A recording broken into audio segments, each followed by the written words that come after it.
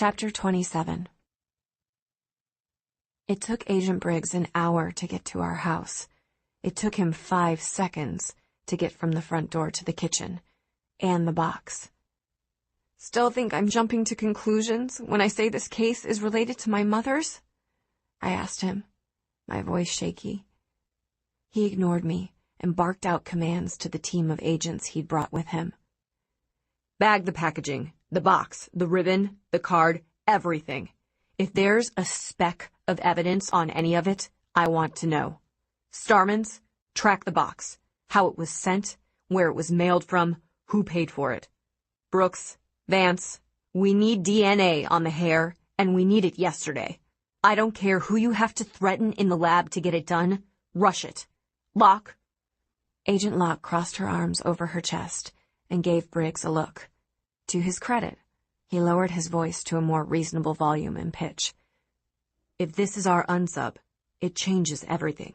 We have no evidence that he's ever made contact with the target prior to killing. This may be our chance to get ahead of him. We don't even know that this is our unsub, Agent Locke pointed out. It's red hair. For all we know, it could be a prank. Her gaze drifted over to Leah the second she said the word prank. I whipped my head around to look at the natural liar, too. Leah tossed her black hair over her shoulder. This is a little beyond the pale, even for me, Agent Locke. Locke glanced at me. Gotten into any arguments lately? She asked. I opened my mouth, then glanced at Leah again. Remind me never to ask you for a favor again. The venom in her tone when she'd said those words had been palpable. Leah? Agent Briggs barely managed to get the word out around his clenched jaw. Tell me again how you found the present. Leah's eyes flashed. I went out to get the mail. There was a package with Cassie's name on it. I opened said package. Inside, there was a box. I decided I wanted to see the look on Cassie's face when she opened said box. I brought it into the kitchen. Cassie opened it. The end. Briggs turned to Locke. If the DNA comes back as a match for one of our victims, you'll have to completely rework the profile. If it doesn't... He glanced back at Leah. Why does everyone keep looking at me? She snapped. I found the package. I didn't send it. If the DNA on the hair doesn't come back as a match, maybe you should think about asking Cassie some questions. Me? I asked incredulously. You wanted in on this case, Leah retorted. And now the killer contacts you out of the blue? How lucky for you. I couldn't tell if Leah believed what she was saying or not. It didn't matter, because Briggs had already turned his diamond-hard gaze on me. Cassie didn't do this. I hadn't even realized that Dean was in the room until he spoke. Clearly, neither had the agents. Briggs actually jumped. Cassie's not the type to play games. Dean's voice brooked no doubt. The entire reason she wanted to work on this case is that she thinks it has something to do with her mother's murder. Why would she risk diverting manpower and resources away from the real investigation when she knows the killer is escalating? If this is a prank, it's a prank that's going to get someone killed. The knot in my chest loosened. I looked at Dean, and suddenly I could breathe. Dean's right. Locke's voice sounded exactly like mine when I was working my way through a puzzle.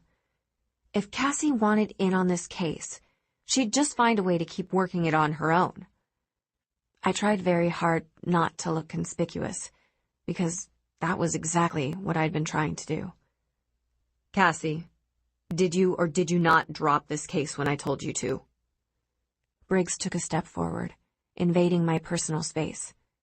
Have you done anything that might have drawn the killer's attention?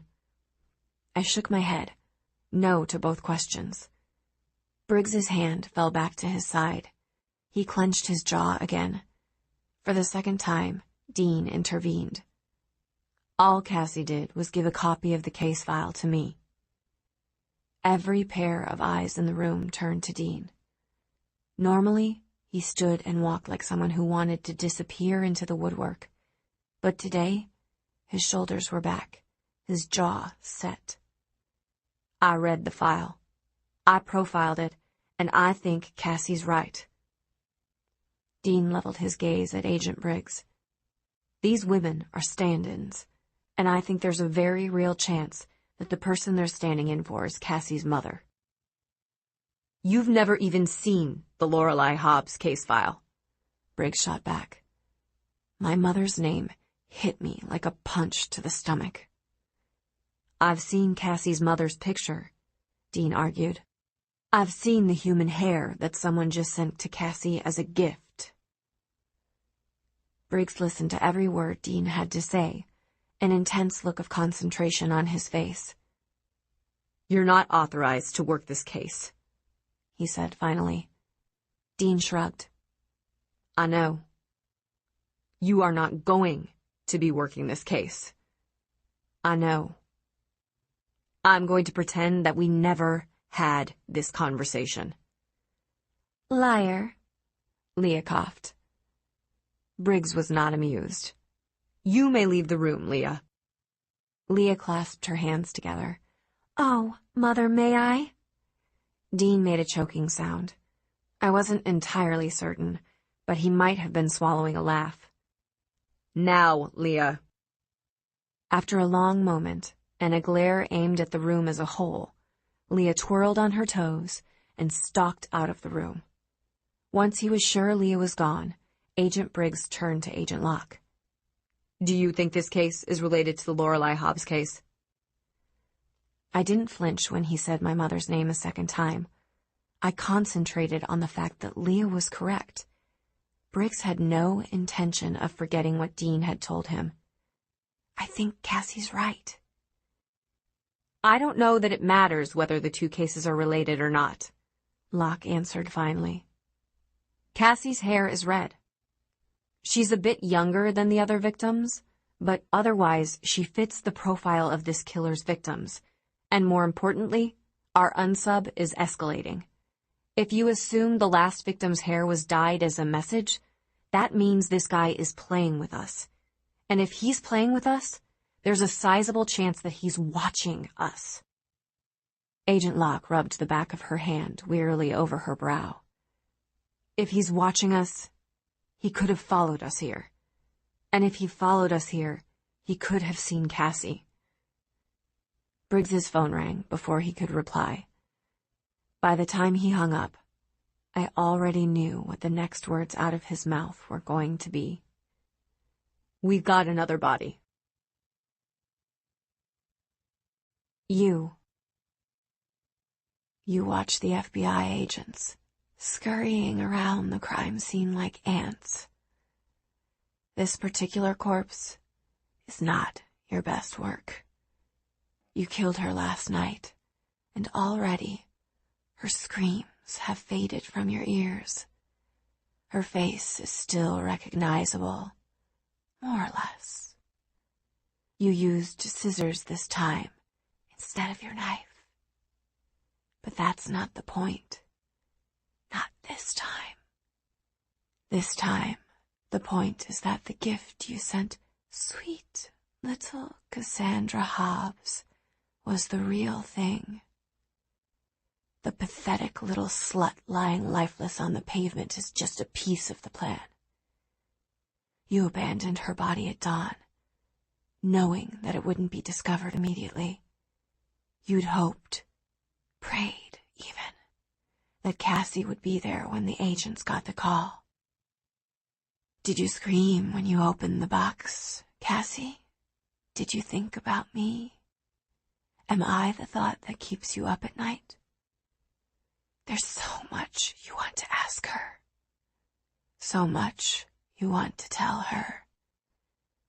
The rest of the world will never understand. The FBI will never know the inner workings of your brain. They'll never know how close you are. But Cassie, she's going to know everything. The two of you are connected. Cassie is her mother's daughter. And that's as close as you're ever going to get.